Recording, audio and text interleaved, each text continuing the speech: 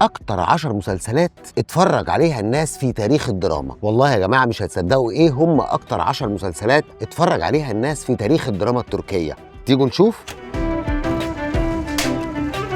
المركز العاشر، المدينة البعيدة. المدينة البعيدة مسلسل عامل دوشة دلوقتي وناس كتير جدا بتتكلم عنه. بنتكلم عن الطبيبة عالية راجعة بقى من كندا ومعاها ابنها، وده علشان تنفذ وصية جوزها المتوفي. وصيته انها تدفنه في ارض اهله في ماردين، بس لما بتوصل هناك بتكتشف ان العيلة مش سهلة خالص، وزعيم العشيرة بقى اللي هو اخو جوزها بيطلب منها انها تتجوزه علشان تفضل قريبة من ابنها. دراما جامدة جدا ومليانة صراعات عائلية. في المركز التاسع، ما ذنب فاطمة جول. المسلسل ده دراما مؤلمة كسرت قلوب الناس وقت عرضها. فاطمة بنت بسيطة مخطوبة لمصطفى، لكن في يوم بيحصل عليها اعتداء بشع من 3 شباب، وبتبدأ بعدها رحلة صعبة جدا. كريم اللي ما اشتركش في الجريمة بيتجوزها وبيحاول يساعدها طول الوقت انها تتخطى الأزمة. المسلسل اتكلم عن قضايا مجتمعية بجرأة شديدة، وكان من أوائل المسلسلات اللي واجهت المجتمع. المركز الثامن، ويبقى الحب، عن قصة ألف ليلة وليلة. شهرزاد أرملة عندها طفل مريض بسرطان الدم ومحتاجة تقريبا 150 ألف دولار بس للعلاج، وبتضطر إنها توافق على طلب صادم جدا من مديرها، وهو إنه يقضي معاها ليلة مقابل إنه يديها الفلوس. وبرغم كل ده بيتحول المسلسل لقصة حب عميقة جدا وسط وجع الحياة. دراما مش سهلة بس جذبت المشاهدين بمشاعرها وأداء أبطالها. في المركز السابع، على مر الزمان، قبطان بحري اسمه علي بيهجر مراته وولاده علشان يرتبط بكارولين الشريرة. دراما عائلية تقيلة جدا بتعرض انهيار الأسرة وصراع الأولاد مع أبوهم واللي بقى قاسي وطردهم من البيت. كمان المسلسل دخل شوية في أجواء سياسية ما بين اليمين واليسار، فكان بصراحة متكامل جدا. في المركز السادس بقى، البحر الأسود. بنت صغيرة بيبيعها أبوها وهي عندها 16 سنة لراجل عنيف ومجنون، وبيحبسها لمدة 8 سنين لغاية ما بيظهر طاهر، وده اللي بيساعدها إنها تهرب مع ابنها، وبرغم إن أهل طاهر نفسهم بيرفضوا وجودها. قصة صادمة ومؤثرة جدا وحققت نسب مشاهدة خرافية. في المركز الخامس، مسلسل وادي الذئاب. ده يا جماعة مش مجرد مسلسل، ده حالة وطنية متكاملة. علي جندان اللي بيتحول لمراد على المدار، عميل استخبارات بيخترق عالم المافيا، أكشن وسياسة وماسونية ومؤامرات، حاجة كده من الآخر. المسلسل عمل أزمات سياسية حقيقية ما بين تركيا وإسرائيل. 300 حلقة متقسمين على 10 مواسم، أسطورة بمعنى الكلمة.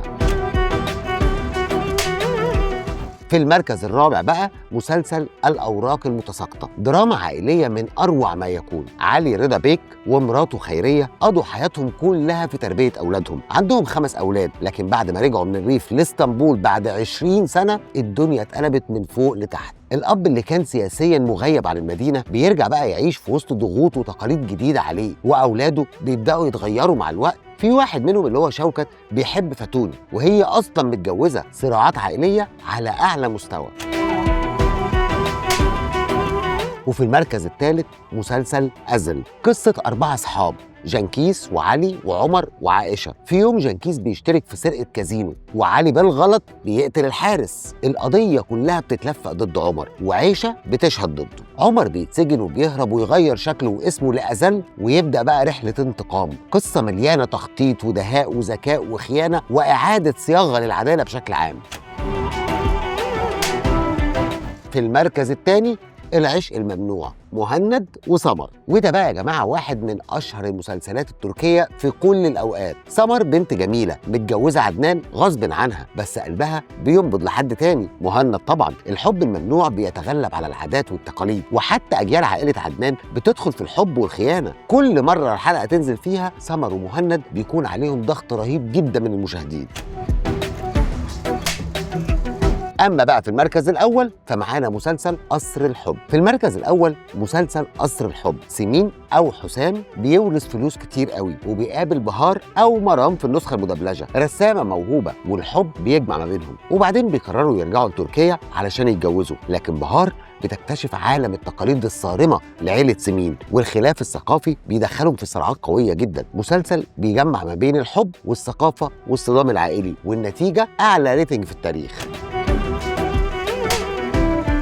وفي النهاية دول كانوا أعلى 10 مسلسلات تركية حطموا الريتنج في تركيا. مسلسلات مش بس كسرت نسب المشاهدة، دي قلبت الشارع التركي والعربي كمان. كل واحد فيهم عنده حكاية ووراه جيش من الجمهور، جمهور عاش مع الشخصيات وكأنهم من عيلته شخصية. بس السؤال بقى، هل الأرقام دي معناها إنهم فعلا أحسن مسلسلات ولا الريتنج ساعات بيغشنا؟ قولوا لي بقى إيه أكتر مسلسل حبيتوه من القايمة بتاعتنا، وهل في مسلسلات تانية شايفين إنها تستاهل إنها تكون في التوب 10 فعلا؟ اكتبوا لي تحت في الكومنتات. لو عجبتك الحلقة دوس لايك واشترك في القناة وفعل زر الجرس علشان اللي جاي في حكاوي سقراط نار بمعنى الكلمة. أنا سقراط ودي كانت حكايتنا النهاردة، وبفكركم الدراما مش بس تمثيل، الدراما انعكاس لحياتنا.